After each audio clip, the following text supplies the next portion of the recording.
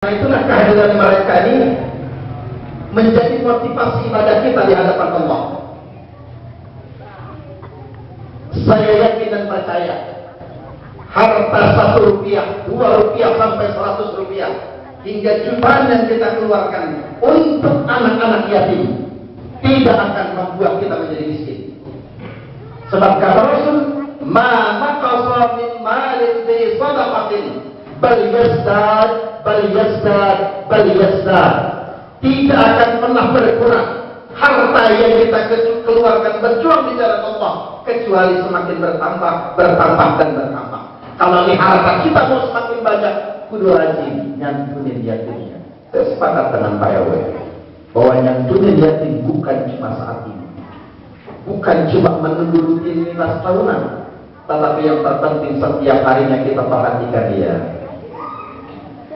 Senang gak saya mau nanya sama anak-anak ini? Senang gak kalau ada perhatiin? Kamu siapa namanya? Mahmudin. Ibu berapa tahun umurnya? Ada 40. Deh.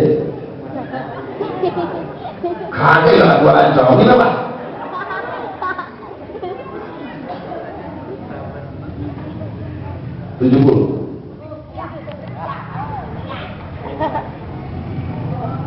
Fatimah ada ya?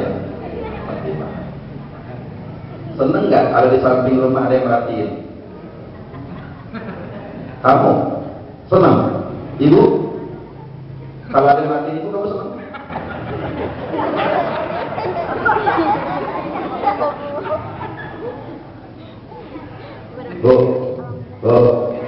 Rasul sukses berangkat dari pribadi menjadi yatim.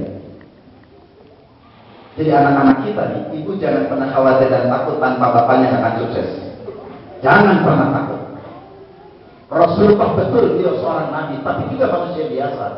Qul innama ana basyarun mithlukum yuha ilayya. Saya ini sama dengan kalian semua, kata Rasul. Manusia biasa, hanya perbedaannya saya diberi wahyu. Dan itu tahapannya ketika Rasulullah sudah diangkat sebagai Rasul. Sebelum beliau diangkat sebagai Rasul, perilaku beliau sama dengan kita, manusia biasa. Apa yang beliau lakukan sama masa anak-anaknya, seperti apa yang dilakukan anak-anak kita.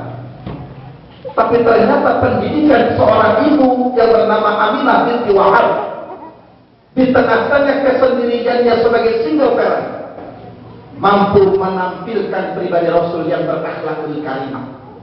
Jadi ibu jangan pernah pesimis dan takut tanpa berada ini kalau kita nggak selesai sekolah. Tenang, selagi Haji Sabar masih hidup jangan dikubur dulu.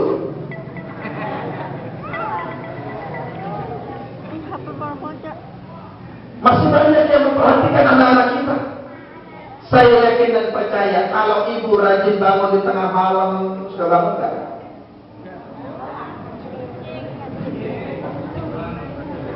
Suka malam-malam gak?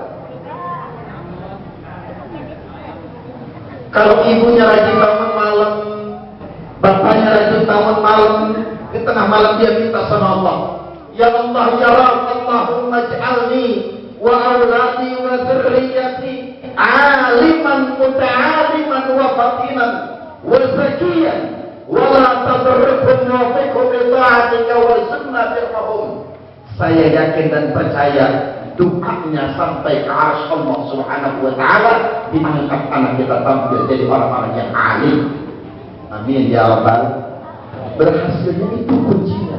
Orang tua ibu dengan bapak harus kompak. Sekarang bapaknya nggak ada ibunya. Ibunya yang harus kompak dengan anak-anaknya. Tapi pun jangan pernah mengharapkan belas kasih dari orang.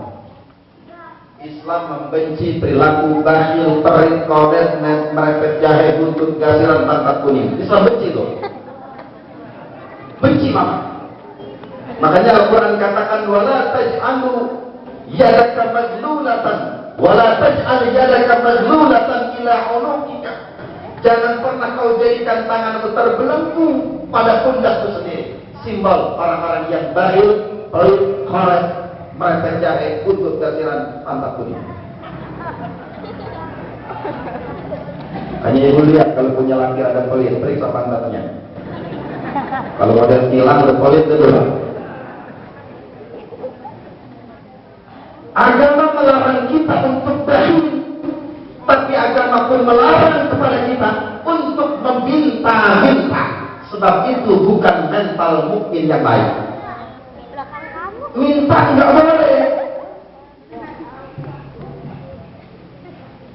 Islam harus optimis.